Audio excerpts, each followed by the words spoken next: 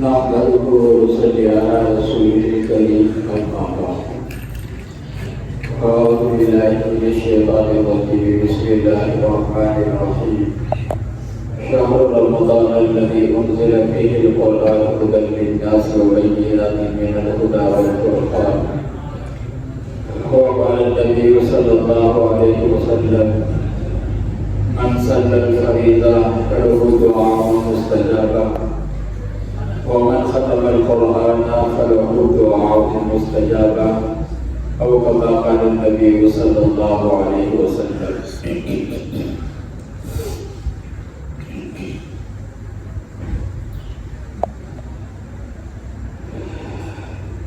اللہ تعالیٰ نے ہم پر مہربانی کی کہ اللہ نے ہمیں اس مجلس میں آنے کی توفیق عطا فرمائی. ہم یہ بات کہتے ہیں کہ اللہ تعالیٰ ہم سے محبت کرتے ہیں. اگر کوئی اس کی دلیل پوچھے کہ اس کی کیا دلیل ہے کہ اللہ آپ سے محبت کرتے ہیں، تو اس کی دلیل جو ہے وہ یہ ہے کہ جسے اللہ تعالیٰ اپنی اطاعت، اپنی بندگی، اپنی فرما برداری نصیب فرما دے، اللہ تعالیٰ عبادات کی توفیق عطا فرما دے، اللہ تعالیٰ اپنی اطاعت کی توفیق عطا فرمائے، تو یہ دلیل ہے اس بات کی کہ اللہ ہم سے محبت کرتے ہیں، اس لیے اللہ نے ہمیں عبادات کی جو ہے وہ توفیق دی. تو توفیق کا مل جانا یہ دلیل ہے کہ اللہ تعالیٰ ہم سے جو ہے وہ محبت کرتے ہیں. ایک شخص نے ایک پانی خریدی تو پانی نیک تھی، اور رات کو اٹھی اور اٹھ کر اس نے نماز پڑھی اور دعا مانگنا شروع کی. اور دعا میں اس نے یہ کہا کہ اللہ جو آپ جو مجھ سے محبت کرتے ہیں اس محبت کے واسطے سے میرا یہ کام کر دیں. تو یہ جو آقا سو رہا تھا اس نے جب یہ الفاظ سنے تو اس نے کہا بابی یہ نہ کہو بلکہ یہ کہو کہ اللہ جو میں آپ سے محبت کرتی ہوں اس کا واسطے سے میرا یہ کام کر دو. تو اس بانی نے کہا کہ اگر اللہ مجھ سے محبت نہ کرتے تو اللہ مجھے اس طرح اپنے سامنے کھڑا نہ کرتا. اللہ مجھ سے محبت کرتے ہیں تو اللہ نے مجھے رات کو کھڑے ہونے کی جو ہے وہ توفیق عطا فرمائی. اس لیے اللہ تعالیٰ نے قرآن پاک میں دو لفظ استعمال کیے ہیں، یحبہم و یحبونہ. صحابہ کے لیے فرمائے یحبہم اللہ ان سے محبت کرتے ہیں، و یحبونہ یہ اللہ سے جو ہے وہ محبت کرتے ہیں. تو یہ اللہ کی محبت کی نشانی ہے کہ اللہ تعالیٰ نے ہمیں ایسے مجلس میں بیٹھنے کی جو ہے وہ توفیق عطا فرمائی. وہ ہم سے محبت کرتے ہیں تو اسی لیے اس نے یہ توفیق ہمیں جو ہے وہ عطا ہے. اور دوسری بات، عبداللہ بن مسعود رضی اللہ تعالیٰ عنہ کہتے ہیں کہ آپ صلی اللہ علیہ وسلم نے فرمایا من صلی الفریضہ فلہ دعاء مستجابہ. جس نے فرض نماز پڑھی اور فرض نماز کے بعد دعا کی تو اللہ اس کی دعا کو جو ہے وہ قبول کرتے ہیں. اور دوسرے الفاظ آپ نے یہ کہے من ختم القرآن فلہ دعاء مستجابہ کہ جو ختم قرآن کی مجلس میں دعا کریں گے اللہ ان کی دعا کو جو ہے وہ قبول کریں گے. تو ختم قرآن کی مجلس میں اللہ نے ہمیں بیٹھنے کی جو ہے وہ توفیق عطا فرمائی ہے، اور اس مجلس کی دعائیں جو ہیں وہ اللہ تعالیٰ کے یہاں جو ہے وہ قبول. اب پہلی بات جو ہے وہ سمجھنے کی، جاننے کی، یقین کرنے کی یہ ہے کہ ساری کائنات کو اکیلے اللہ نے جو ہے وہ بنایا ہے. اللہ کے علاوہ اس کائنات کو کوئی بنانے والا نہیں ہے. إِنَّ رَبَّكُمُ اللَّهُ الَّذِي خَلَقَ السَّمَاوَاتِ وَالْأَرْضَ فِي سِتَّةِ أَيَّامٍ ثُمَّ اسْتَوَىٰ عَلَى الْعَرْشِ. وہ تمہارا رب ہے جس نے 6 دن کے اندر جو ہے وہ اس ساری کائنات کو جو ہے وہ پیدا کیا ہے. وَخَلَقَ كُلَّ شَيْءٍ فَقَدَّرَهُ تَقْدِيرًا. اور اس کائنات کی ہر چیز کے خالق جو ہیں وہ اللہ کی ذات ہے۔ الا لہ الخلق، پیدا کرنا اللہ کی صفت ہے۔ اللہ نے اس ساری کائنات کو پیدا کیا ہے، اس ساری کائنات کو جو ہے وہ اللہ اس کے خالق ہے۔ اسی طرح اکیلے اللہ اس ساری کائنات کے مالک ہے۔ خالق بھی صرف وہ ہے اور مالک بھی جو ہے وہ صرف جو ہے وہ ہے۔ بیدہ ملکوت کل شیء، سب کچھ اللہ کی ملکیت میں ہے۔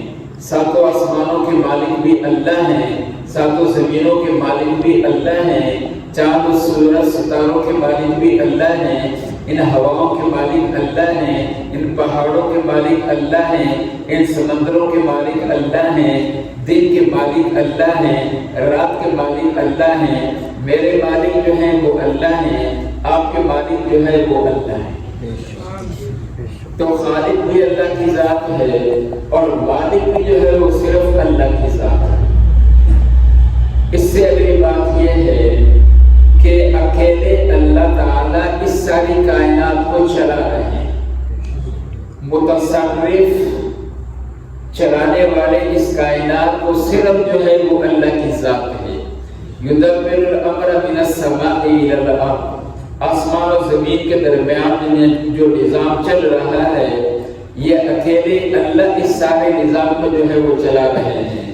الا لہ الخلق والامر، پیدا بھی اس نے کیا ہے، والامر، اور اس کائنات میں حکم بھی جو ہے وہ صرف اس کا جو ہے وہ چل رہا ہے۔ وَهُوَ الَّذِي فِي السَّمَاءِ إِلَٰهٌ وَفِي الْأَرْضِ إِلَٰهٌ، آسمان میں بھی وہی معبود ہے اور زمین میں بھی جو ہے وہی معبود ہے۔ تو اکیلے اللہ تعالیٰ اس ساری کائنات کو اکیلے اللہ تعالیٰ جو ہے وہ چلا رہے ہیں۔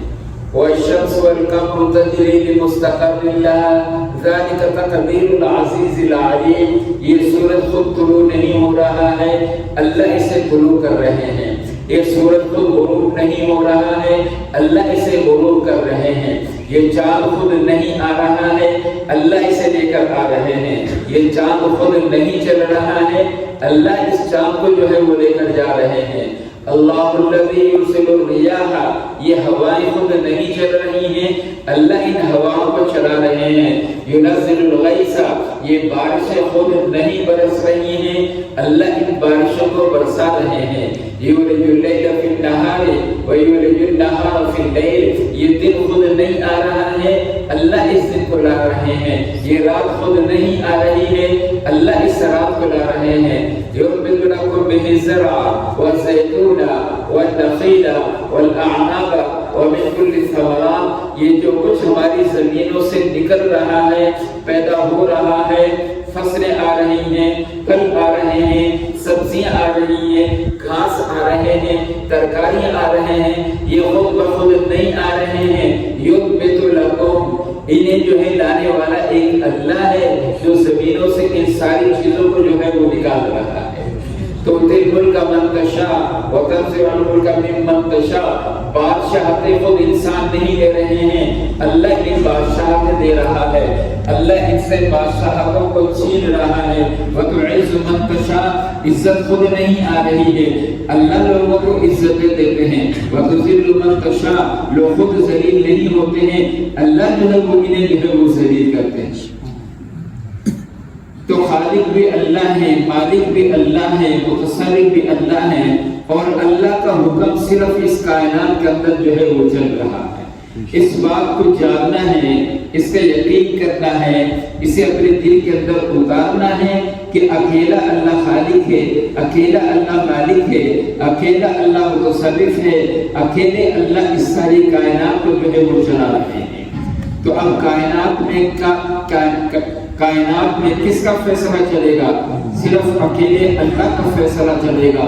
وَمَا تَشَاءُونَ إِلَّا أَن يَشَاءَ اللَّهُ، کائنات میں وہ ہوگا جو اللہ چاہیں گے، وما تشاءون وہ نہیں ہوگا یہاں کے بسنے والے انسان جو چاہیں گے، اللہ جو چاہیں گے وہ اس کائنات کے اندر ہوگا۔ فعال لما یرید، کس کی مرضی اس کائنات کے اندر چل رہی ہے؟ اکیلے اللہ کی مرضی اس کائنات کے اندر چل رہی ہے۔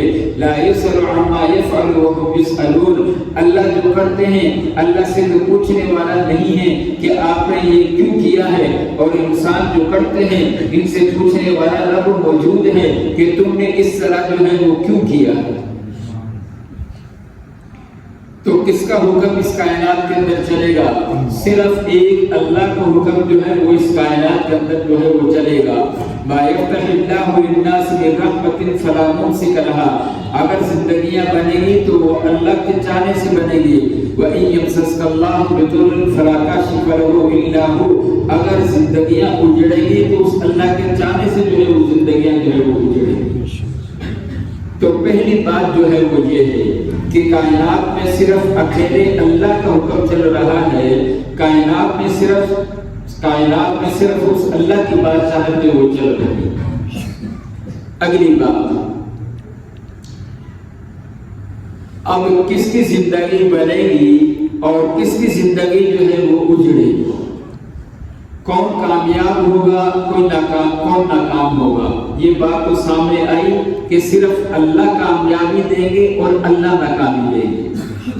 اب اللہ کس کو کامیابی دیں گے اور اللہ جو ہے وہ کس کو جو ہے وہ ناکامی جو ہے وہ دیں گے؟ یہ بات ہے سمجھنے کی اور یہ بات ہے جاننے کی کہ کامیاب کون ہوں گے اور ناکام جو ہے وہ کون ہوں گے۔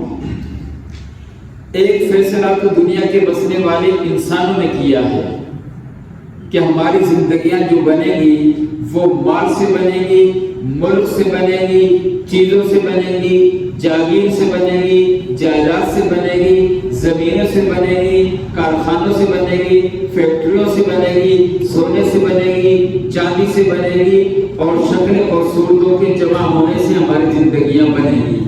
یہ فیصلہ تو کس نے کیا ہے؟ انسانوں نے کیا ہے۔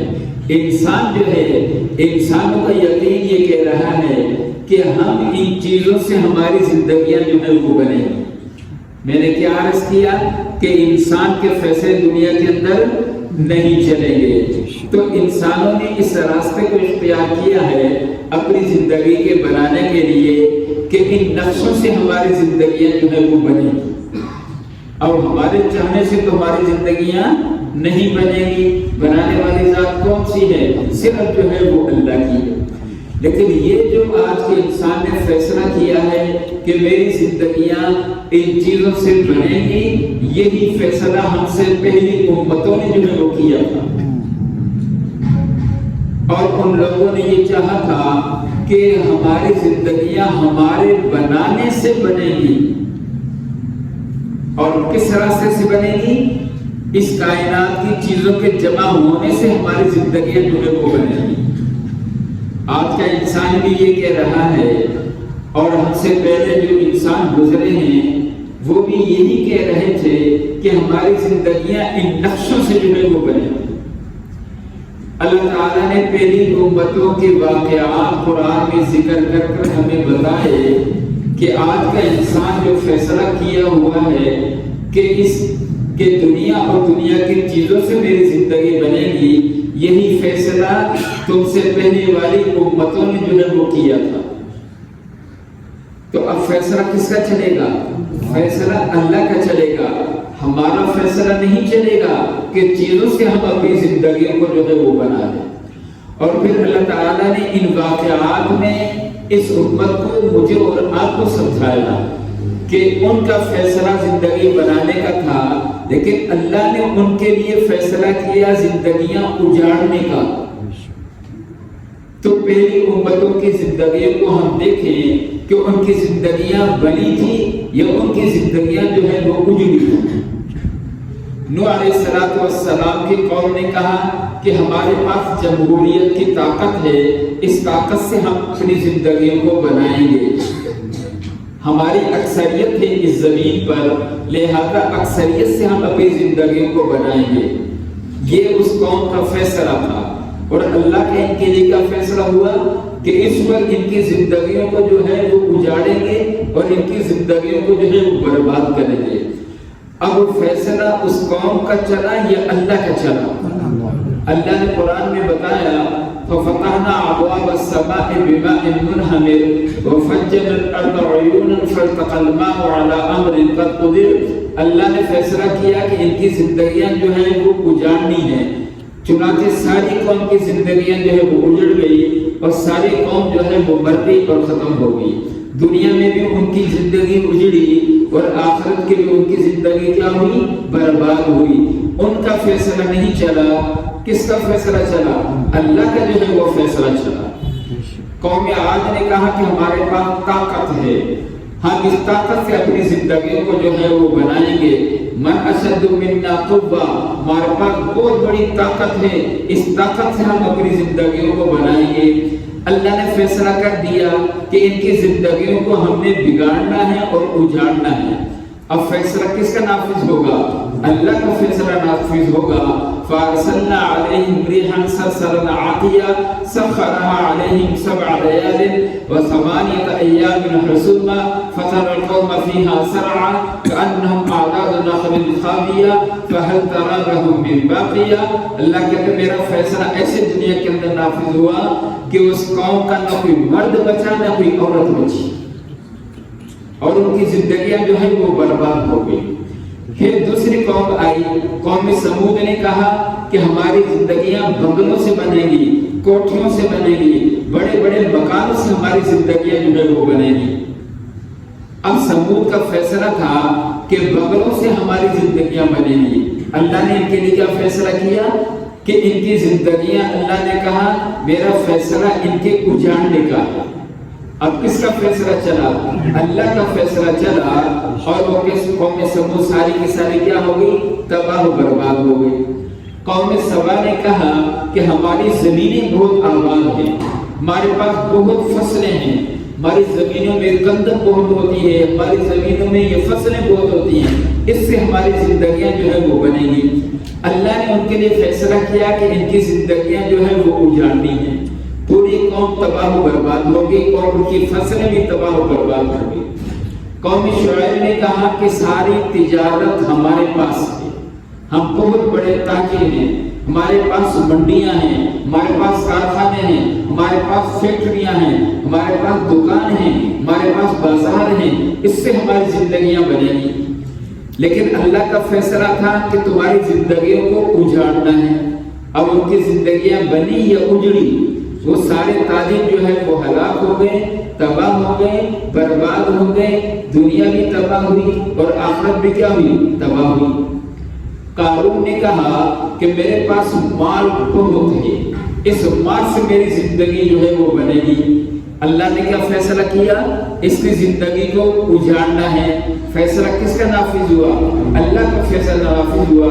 فَخَسَفْنَا بِهِ وَبِدَارِهِ الْأَرْضِ، خود بھی زمین کے اندر دھس گیا اور اس کا مال بھی جو ہے زمین کے اندر کیا ہو گیا؟ دھس گیا۔ تو کیا عرض کر رہا تھا کہ فیصلے کس کے چلتے ہیں؟ اللہ کے چلتے ہیں، قوموں کے فیصلے نہیں چلتے ہیں۔ آج انسان بھی انہی چیزوں سے اپنی زندگی کو بنانا چاہتا ہے کہ ان چیزوں سے میری زندگی کیا ہوگی؟ بنے گی۔ اللہ نے جب ان کو اجاڑا ہے، آج آ کر یہ کوئی فیصلہ کرتا ہے کہ مال سے میری زندگی بنے گی، کارخانے سے میری زندگی بنے گی، بادشاہت سے میری زندگی بنے گی۔ اللہ نے نمرود کو ساری دنیا کی بادشاہت دی، نمرود نے کہا کہ بادشاہت سے میری زندگی بنے گی، اور اللہ کا فیصلہ کیا ہوا کہ اس کی زندگی کو اجاڑنا ہے۔ بادشاہت کے تخت پر بٹھا کر اللہ نے اس کی زندگی کو اجاڑ دیا اور تباہ و برباد ہو گیا، دنیا میں بھی ہلاک ہوا اور آخرت میں بھی کیا ہوا؟ ہلاک ہوا۔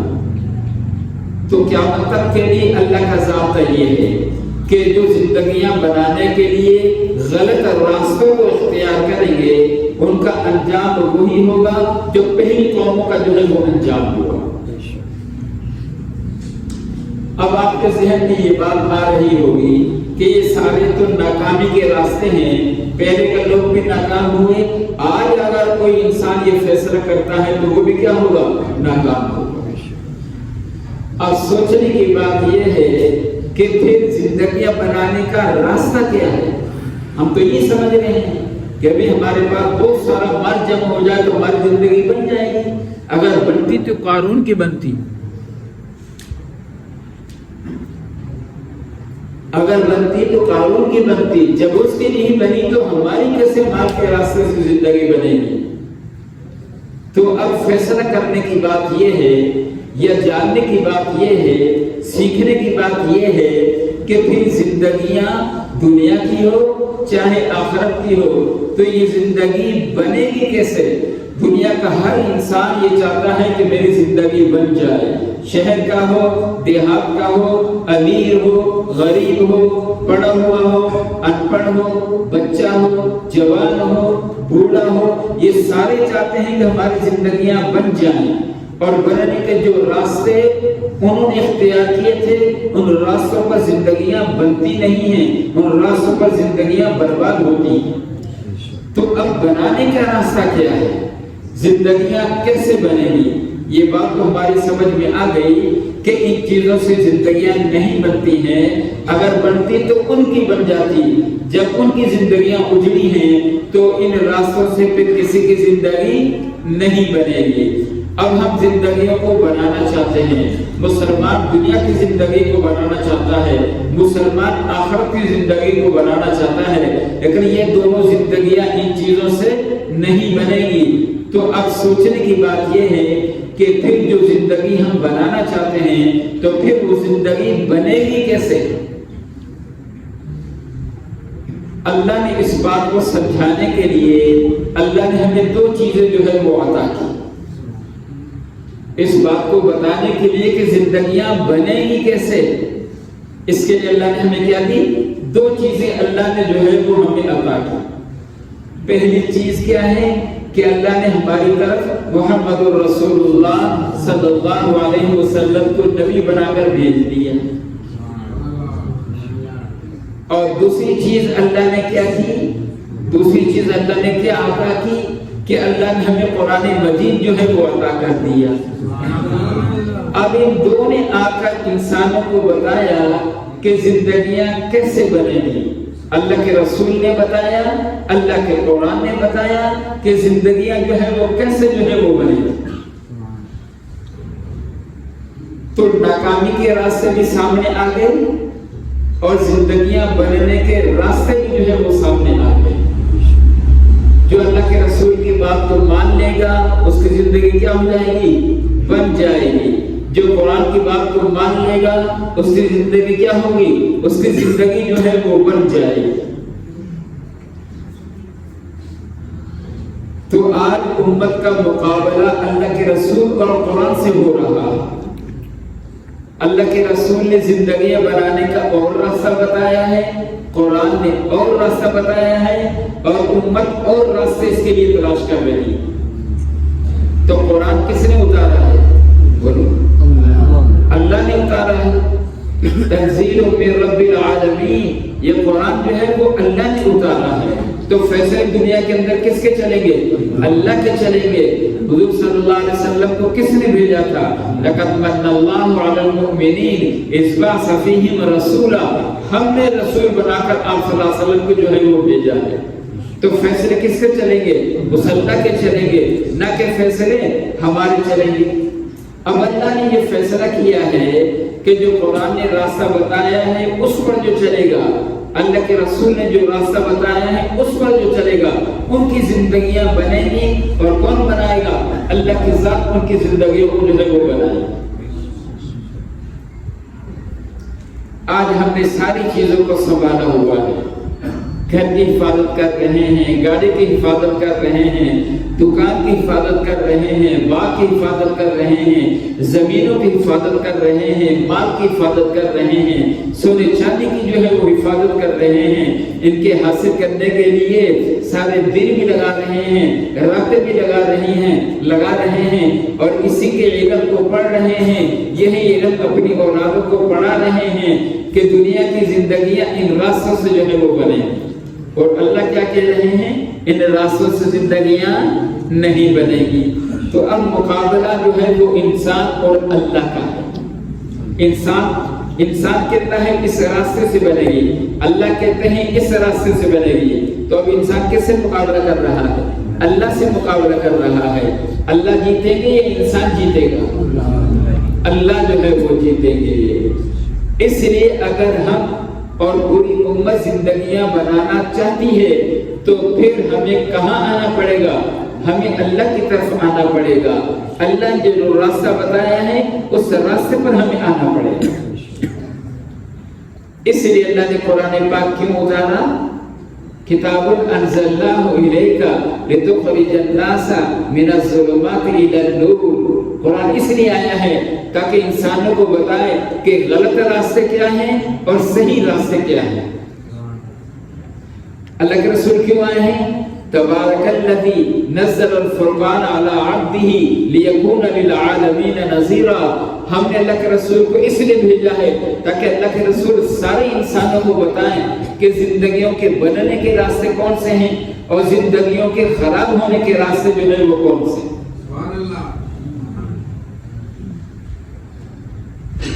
تو اللہ نے ہماری طرف کسے بھیجا ہے؟ محمد رسول اللہ صلی اللہ علیہ وسلم کو بھیجا ہے۔ اللہ کے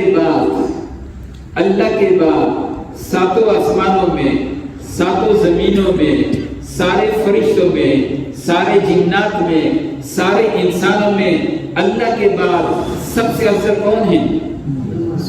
محمد رسول اللہ صلی اللہ علیہ وسلم کی پاک ہستی ہے۔ بعد از خراتوئی قصہ مختصر، اللہ کے بعد اگر کسی کا مقام ہے تو محمد رسول اللہ صلی اللہ علیہ وسلم کا جو ہے وہ مقام ہے۔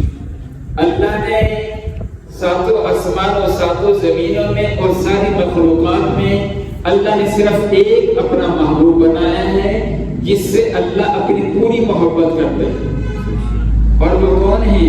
وہ محمد رسول اللہ صلی اللہ علیہ وسلم کی پاک ہستی ہے۔ اولیک قد اعطیت افضل من ذلک کلہ ولا انت حبیب اللہ۔ اللہ کہہ رہے ہیں ہم نے حضور اکرم صلی اللہ علیہ وسلم کو اپنا محبوب بنایا ہے، اور کیسا محبوب بنایا ہے؟ ما ذکرت الا ذکرت معی۔ کیسا محبوب بنایا ہے؟ ما ذکرت الا ذکرت معی۔ اللہ کہتے ہیں میں نے آپ کے نام کو اپنے نام کے ساتھ جوڑ دیا۔ ہم نے، اللہ کیا کہہ رہے ہیں کہ میں نے آپ کے نام کو اپنے نام کے ساتھ جو ہے یہ جوڑ دیا۔ اب جہاں اللہ کا ذکر آئے گا وہاں کس کا ذکر آئے گا؟ محمد الرسول اللہ کا ذکر آئے گا، اور جہاں محمد الرسول اللہ کا ذکر آئے گا وہاں کس کا ذکر آئے گا؟ اللہ کا جو ہے وہ ذکر آئے گا۔ کلمے کو لے لے، لا الہ الا اللہ، الا اللہ کے بعد آگے لفظ کیا ہے؟ محمد رسول اللہ۔ اللہ نے لفظ اللہ اور لفظ محمد کے درمیان اللہ کوئی حرف بھی نہیں لے کر آئے ہیں۔ اس طرح اللہ نے دونوں کے نام کو کیا کر دیا ہے؟ ملا دیا ہے۔ اللہ کی ذات ہمیشہ رہنے والی ہے، اب آپ صلی اللہ علیہ وسلم کا نام کیا رہے گا؟ ہمیشہ رہے گا۔ وَرَفَعْنَا لَكَ ذِكْرَكَ، اللہ کہہ رہے ہیں وَرَفَعْنَا، ہم نے آپ کے ذکر کو ساری دنیا کے اندر جو ہے وہ ملا دیا۔ زمین کا کوئی حصہ ایسا نہیں ہے جہاں محمد رسول اللہ کی آوازیں جو ہے وہ نہ لگ رہی۔ ساری دنیا میں آزان آتی ہے، اشہد ان لا الہ الا اللہ، اگلا لفظ کیا آتا ہے؟ اشہد ان محمد رسول اللہ۔ اگر میں اللہ کی گواہی دیتا ہوں تو اکیلے اللہ کی گواہی کافی نہیں ہے، اللہ کی گواہی کے بعد مجھے محمد رسول اللہ کی بھی گواہی دینی پڑے گی۔ اگر کوئی آدمی اللہ کو مانتا ہے اللہ کے رسول کو نہیں مانتا ہے وہ کافر ہے یا مسلمان ہے؟ وہ کافر ہے۔ جس طرح اللہ کو ماننا ضروری ہے اسی طرح اللہ کے رسول کو ماننا جو ہے وہ ضروری ہے۔ تو پہلی بات کیا ہوئی؟ زندگیاں بنانے کے لیے ہمیں محمد رسول اللہ صلی اللہ علیہ وسلم کی طرف آنا پڑے گا۔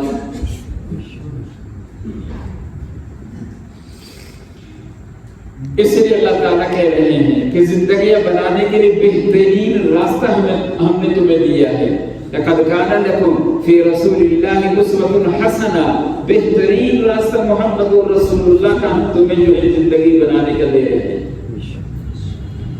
اور کیا کہا وَمَن يُطِعِ اللَّهَ وَرَسُولَهُ فَقَدْ فَازَ فَوْزًا عَظِيمًا. یہ قرآن کے الفاظ ہیں. وَمَن يُطِعِ اللَّهَ وَرَسُولَهُ فَقَدْ فَازَ فَوْزًا عَظِيمًا. جو اللہ کے رسول کے راستے پر آ جائے گا اور قرآن کے راستے پر آ جائے گا وہ کیا ہو جائے گا فَقَدْ فَازَ فَوْزًا عَظِيمًا. اللہ ایسے طبقے کو, ایسے مرد اور عورت کو اللہ بہت بڑی کامیابی دیں گے. دنیا میں بھی یہ کامیابی دیں گے اور اصل جو کامیابی ملے گی وہ موت کے بعد جو ہے وہ اللہ تعالیٰ کامیابی دے گی. اس لیے کہ ہم نے کامیابی کسے سمجھا ہے؟ وقت پر کھانا مل جائے, کپڑے مل جائیں, پانی مل جائے, سردی گرمی سے بچ جائے, سر چھپانے کے لیے چھت مل جائے, جیب میں کچھ پیسے آ جائیں, ہم کہتے ہیں یہ کامیابی ہے. یہ کامیابی نہیں ہے. کامیابی تو کہا جاتا ہے ایسی کامیابی کو جس کے بعد ناکامی نہ ہو. آج جو ہے آدمی صحت مند ہے, کل اس کو ڈر نہیں ہے بیمار ہونے کا. آج اس کے گھر میں خوشی آئی ہے, کیسے ڈر نہیں ہے کہ میرے گھر میں کبھی غمی بھی آ سکتی ہے. آج اگر انسان خوشحال ہے, کیسے اس بات کا ڈر نہیں ہے کسی وقت میں فقیر بھی ہو سکتا ہوں. آج دنیا کے اندر اگر عزت ہے تو کیا اس عزت والے کو ڈر نہیں ہے کہ میں کبھی ذلیل بھی ہو سکتا ہوں. تو اپنی آنکھوں سے دیکھ رہے ہیں جنہیں سلوٹ مارے جاتے تھے آج جو ہے وہ جیل کے اندر بند پڑا ہوا. سلوٹ مارنے والے پہلے سلوٹ مارتے تھے اور مارنے والوں نے جیل کے اندر بند کر دیا ہوا. تو یہ کامیابی تھوڑی ہے جس کے پیچھے ہر وقت جو ہے وہ ناکامی کا خطرہ لگا ہوا.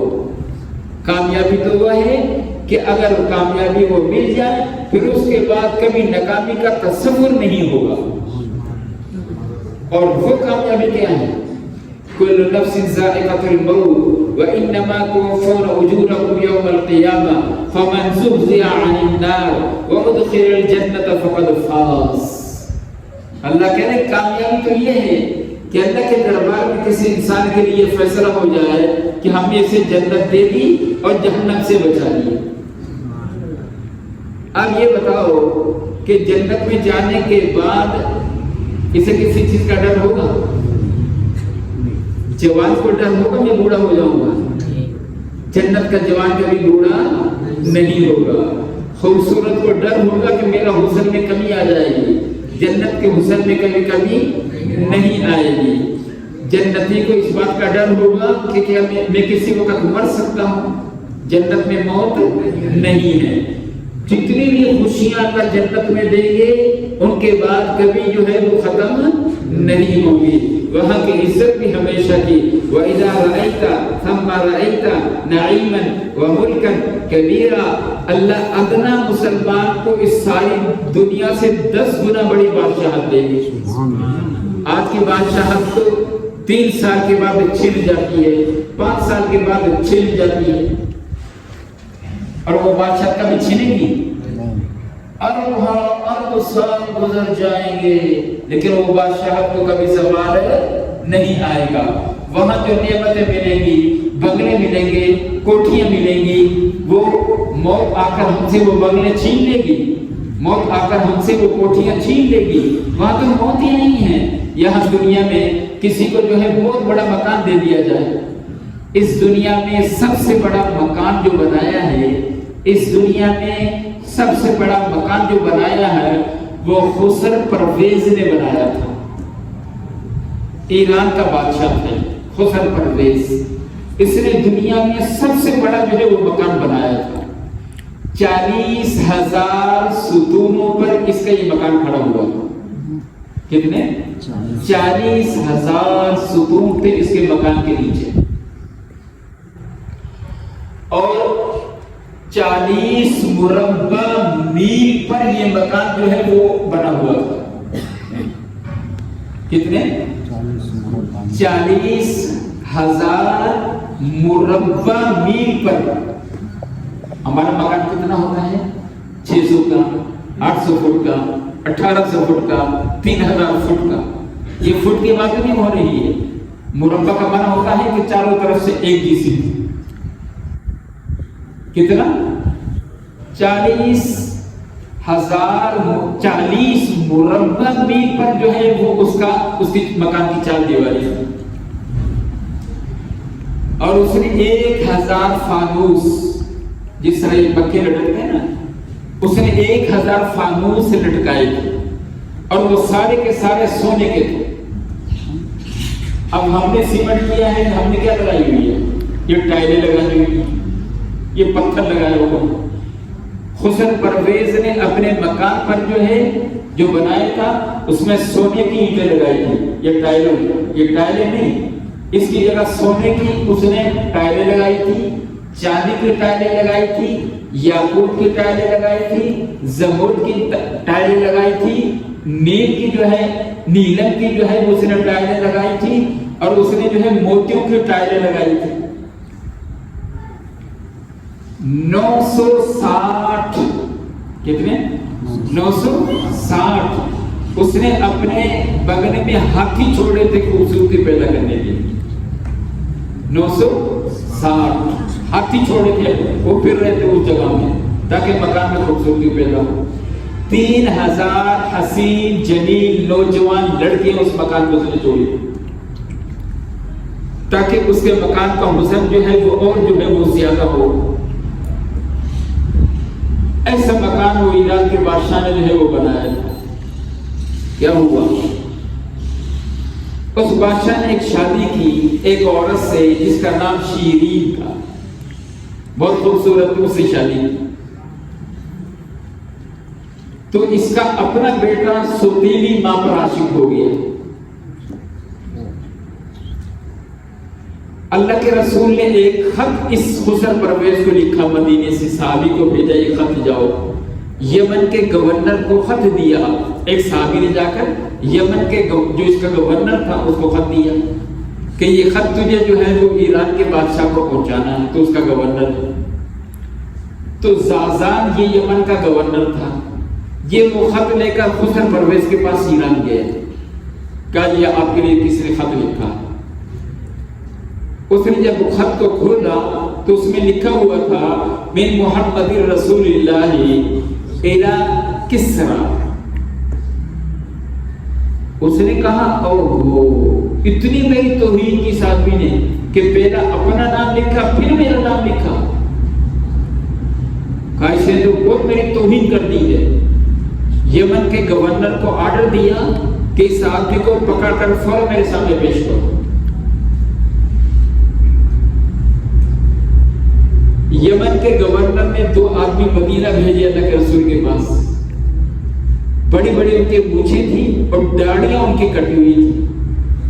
یہ 2 آدمی آئے، جب آپ نے ان کی شکلوں کو دیکھا آپ نے چہرے کو دوسری طرف کر دیا، اور آپ نے فرمایا تم نے کیا شکلیں بنائی ہوئی ہیں؟ میرے اللہ نے تو مجھے یہ حکم دیا ہے کہ مجھے صاف کروں اور داڑھی رکھوں، یہ تم نے کیا کیا ہوا ہے؟ داڑیاں کاٹی ہوئی ہیں اور مونچھیں رکھی ہوئی ہیں۔ آپ نے کہا کیسے آئے ہو؟ کہا آپ کو گرفتار کرنے کے لیے۔ بات سنو، اللہ کے رسول کو گرفتار کرنے کے لیے 2 آدمی آئے۔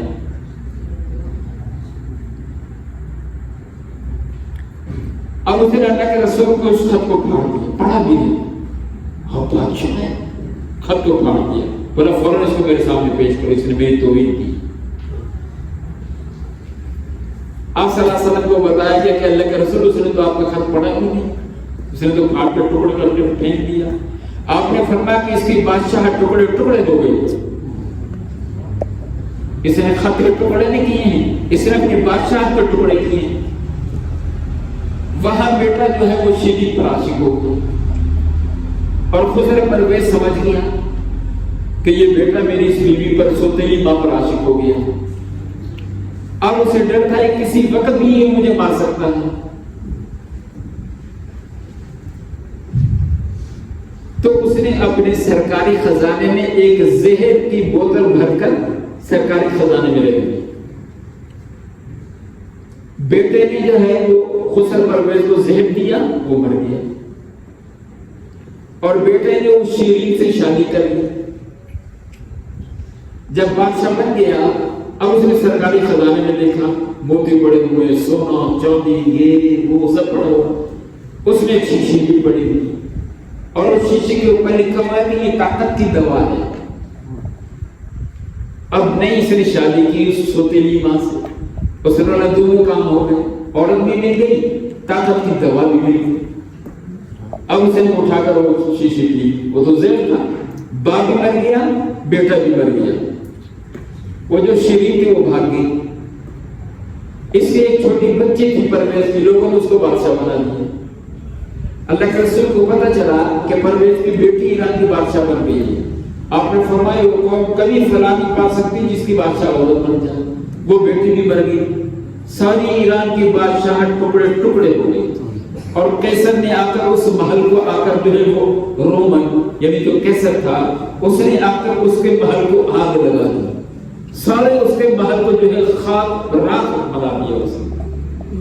یہ تھا دنیا کے سب سے بڑے مکان کا حشر. چند سال اس مکان میں رہا اور مردود ہو کر دنیا سے جو ہے وہ چلے گئے. اس لیے میرے بھائیوں یہاں تو جو بھی کر لیں ایک دن چھوڑنا ہے، لیکن وہ جو کامیابی ملے گی اس کامیابی میں پھر موت نہیں.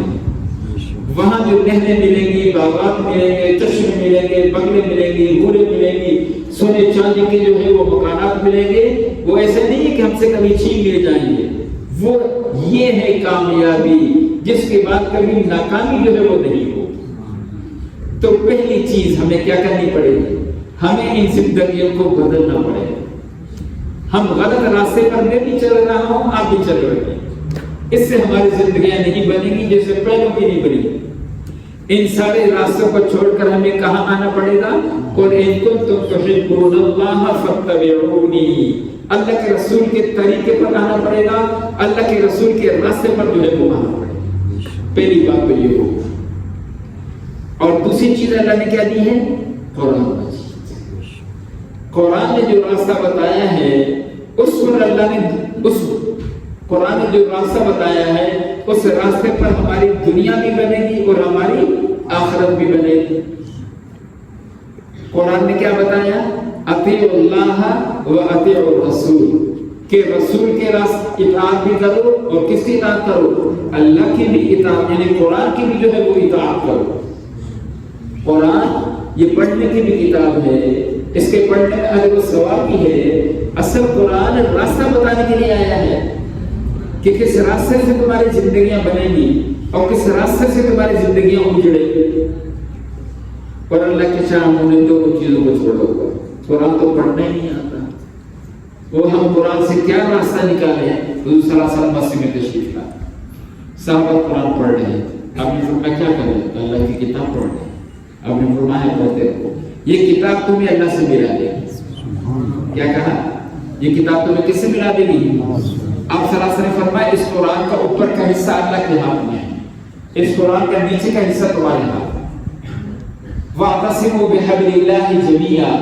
اللہ نے اپنے تک پہنچنے کے لیے قرآن کو رسی بنایا ہے. جو اس رسی کو پکڑ لے گا وہ کہاں پہنچ جائے گا؟ اللہ تعالیٰ تک جو ہے وہ پہنچ جائے گا. وَإِنْ وَجَدْتَنِي، اگر اللہ کو ہم نے پا لیا، وَجَدْتَ كُلَّ شَيْءٍ، تو ہمیں کیا ہو جائے گا؟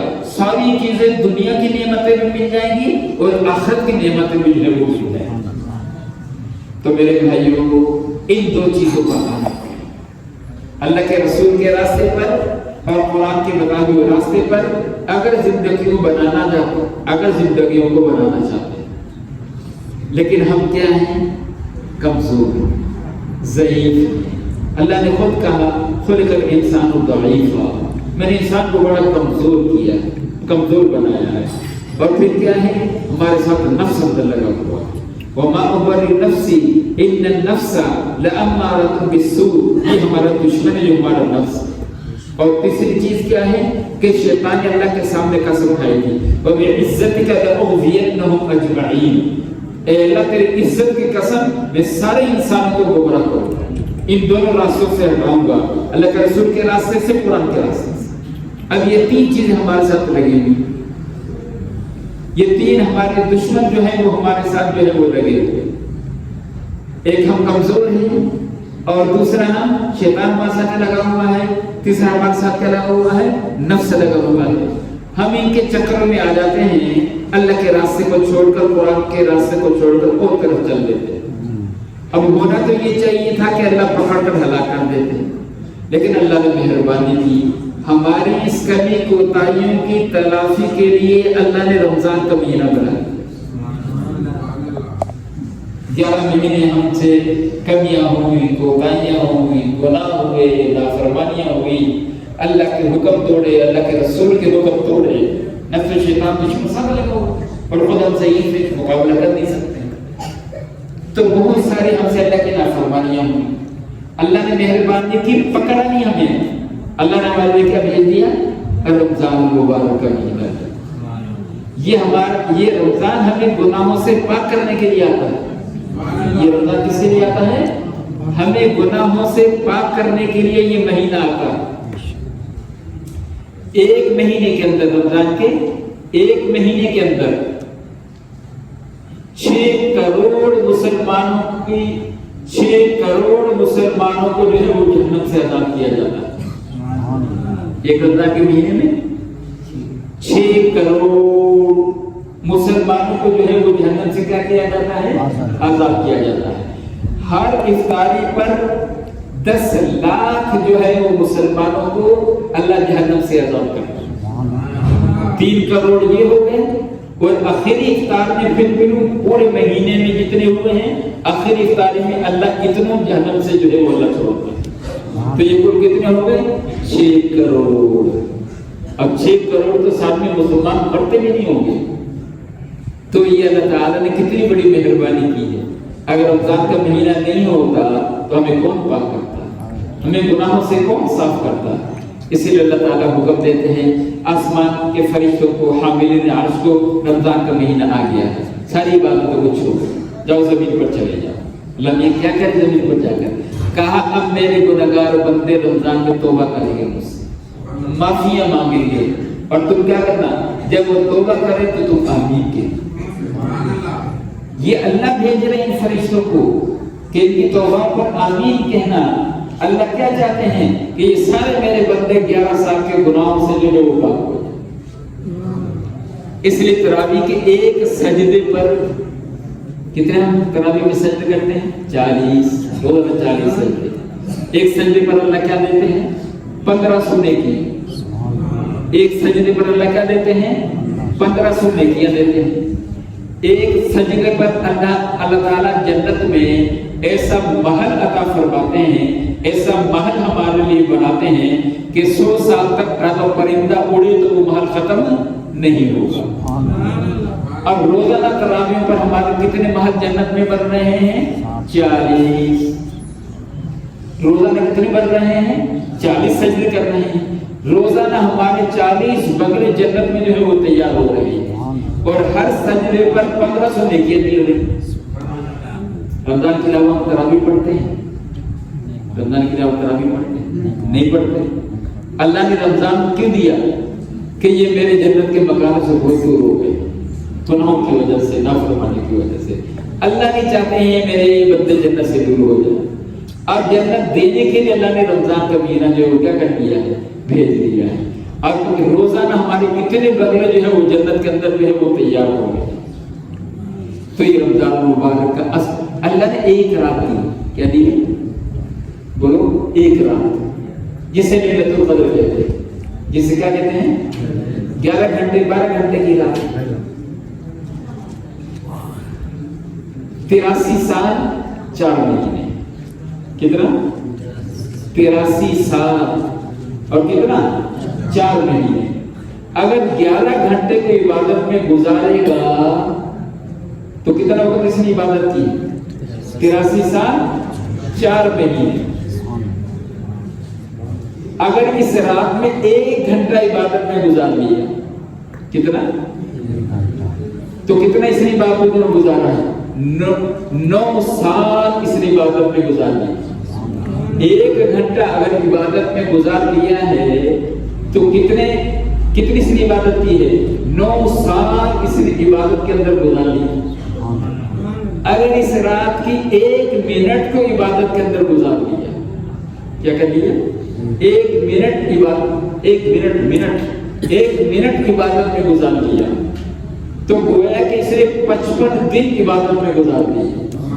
منٹ میں کتنی دن لگتی ہے؟ منٹ ہوتے سیکنڈ، منٹ 1 منٹ اگر عبادت میں گزار دیا تو کتنی اس نے عبادت کی ہے؟ 55 دن اس نے عبادت کی ہے. اگر 1 سیکنڈ ہو گیا، 1 سیکنڈ اگر اس رات عبادت میں گزار دیا تو 22 گھنٹے اس نے عبادت میں گزار دی ہے. کتنے؟ 22 گھنٹے. ایسی رات کسی امت کو نہیں ملی. یہ صرف جو رات کو ملی اس امت کو جو ہے وہ ملی. اس لیے اللہ تعالیٰ اس امت کو چاہتے ہیں کہ یہ ساری امت جنت میں چلی جائے. اس لیے میرے بھائیو یہ رمضان کی آخری دن جو ہے وہ چل رہے ہیں. خوب اللہ کے سامنے توبہ کر لیں، استغفار کر لیں، معافی مانگ لیں، اللہ سے بخشش کروا لیں. اگر اس مہینے میں بخشش نہیں ہوئی تو ایسا مہینہ سال میں دوبارہ نہیں آئے گا. پھر آئندہ رمضان میں جو زندہ ہوگا وہ رمضان دیکھ لے گا. کتنی تھے زندہ کے پچھلے سال اور ابھی زمین پر نظر نہیں آ رہا ہے. پتہ نہیں کس کی زندگی آئندہ رمضان تک ہوتی ہے یا نہیں ہو سکے. تو یہ 2 چیزیں ہیں، ان دونوں چیزوں پر آنا ہے. آپ صلی اللہ علیہ وسلم اور قرآن کی تعلیم پر جو کمی کوتاہیاں ہو گئی ہیں وہ اس مہینے میں اللہ سے توبہ کر لیں، استغفار کر لیں، معافیاں مانگ لیں. لو بلغ ذنوبک عنان السماء، اگر آسمانوں تک گناہ پہنچ جائے نا، لا تقنطوا من رحمت اللہ، اللہ سے نا امید نہ ہونا. ان اللہ یغفر الذنوب جميعا، اللہ تمہارے سارے گناہوں کو جو ہے وہ معاف کرے گا. اور کیسے معاف کرے گا؟ اذا تاب العبد انصاه الله الحفظ وجوارحه ومعالمه في الارض حتى يلقى الله وليس من الله شاهد بذنب. اللہ کے رسول کی حدیث. اذا تاب العبد، جب بندہ توبہ کرتا ہے نا اللہ سے، اللہ مجھے معاف کر دے. اللہ کیسے معاف کرتے ہیں؟ صرف معاف نہیں کرتے ہیں، انصاه الله الحفظ، یہ جو فرشتے ہمارے ساتھ 24 گھنٹے لگے ہو نا، اللہ ان کو بھی وہ گناہ بھلا دیتے ہیں. جو فرشتے لگے ہو نا، اللہ ان کو بھی یہ گناہ جو ہے بھلا دیتے ہیں. وجوارحہ، اور یہ جو ہمارے اعضاء ہیں یہ قیامت کے دن گواہی دیں گے ہمارے خلاف. اللہ ان اعضاء کو بھی وہ گناہ بھلا دیتے ہیں. ومعالمہ فی الارض، اور زمین کے جس حصے پر گناہ کیا ہے اللہ اس زمین کو بھی بھلا دیتے ہیں. حتی لقی اللہ، یہاں تک کہ جب ہم اللہ سے ملیں گے ہمارے گناہوں پر کوئی گواہ موجود نہیں ہوگا. اللہ توبہ کی برکت سے ایسے گناہ گار کو جو ہے وہ گناہوں سے بے وقوف کر دیتے ہیں. تو یہ 2-4 دن جو رہ گئے ہیں اس کی قدردانی کر لیں. پہلے تو یہ نیت کریں کہ انشاءاللہ ہم اپنی زندگیوں کو بدلیں. جس زندگیوں پر چل رہے تھے میں بھی توبہ کروں گا، آپ بھی اسے توبہ کریں. اور اگلی کوشش یہ ہوگی کہ ہماری زندگیاں آپ صلی اللہ علیہ وسلم کے سنت پر آ رہی ہوں اور قرآن کے احکامات پر جو ہے وہ آ رہی ہوں. کمی کوتاہی ہو جائے عرض کر دیا، توبہ کر لیں، معافی مانگ لیں. آپ کے ذہن میں ایک بات ہوگی، پھر بات ختم کرتا ہوں کہ جی ہم توبہ کرتے ہیں پھر گناہ ہو جاتا ہے. ہم توبہ کرتے ہیں پھر گناہ ہو جاتا ہے. اللہ کے رسول نے کتنا اچھا سا بتایا، من اسر من استغفر وإن عاد في اليوم 70 مرة. کیا وہ گناہگار اللہ کے دربار میں مجرم نہیں ہے؟ وہ گناہگار اللہ کے دربار میں مجرم نہیں ہے جو 70 مرتبہ ایک دن میں توبہ کو توڑتا ہے. کیا کہا؟ 70 مرتبہ ایک دن میں توبہ کو توڑتا ہے. میں نے توبہ کی اللہ جھوٹ نہیں بولوں گا، پھر اگلے منٹ میں جھوٹ بول دیا، پھر توبہ کر لیا اللہ جھوٹ بول دیا، اللہ مجھے معاف کر دے اب نہیں بولوں گا، پھر بول دیا. 70 مرتبہ دن میں یہ کرتا ہے. لیکن جو ہے وہ 70 مرتبہ ساتھ توبہ نہیں کرتا ہے تو یہ گناہگار اللہ کے دربار میں مجرم نہیں. اس لیے سے نہیں ڈرنا چاہیے کہ بھی توبہ کریں گے پھر گناہ ہو جائے گا. کوئی بات نہیں، ہم کمزور ہیں کہ آپ سے سامنے عرض کیا، لیکن گناہ ہو جائے توبہ کریں. توبہ کی گناہ بالکل جو ہے وہ صاف ہو جائے گا. پر ہمارا معاملہ تو بہت عجیب. اللہ کے رسول نے اللہ سے کہا کہ یا اللہ میری امت کے حساب مجھے دے دینا. اللہ نے کہا کیوں؟ تو آپ صلی اللہ علیہ وسلم نے فرمایا تاکہ میری امت دوسری امتوں کے سامنے رسوا اور ذلیل نہیں، اس لیے حساب میرے حوالے کر دیں. اللہ تعالیٰ نے فرمایا کہ میرے محبوب یہ آپ کی امتی میرے بندے ہیں، میں تو یہ بھی نہیں چاہتا ہوں کہ یہ آپ کے سامنے بھی رسوا ہو. میں تو یہ بھی نہیں چاہتا ہوں کہ یہ آپ کے سامنے رسوا ہو. پھر کیا ہوگا جب یہ امت اللہ کے سامنے میدان حشر میں پیش ہوگی نا تو اللہ کا نام لگانے کی چاہتا ہے. باہر والوں کو نظر ہی نہیں آئے اندر کیا ہوگا. ایسے اللہ چھپا کر جو ہم سے حساب لیں تاکہ یہ امت دوسری امتوں کے سامنے رسوا ذلیل نہ ہو. اس لیے اللہ نے زندگی دی ہے توبہ کرنے, معافی مانگنے اور زندگی کو بدلنے کے ارادے ہو لیے تھے. اللہ سب میں کرتے ہیں. دعا کریں.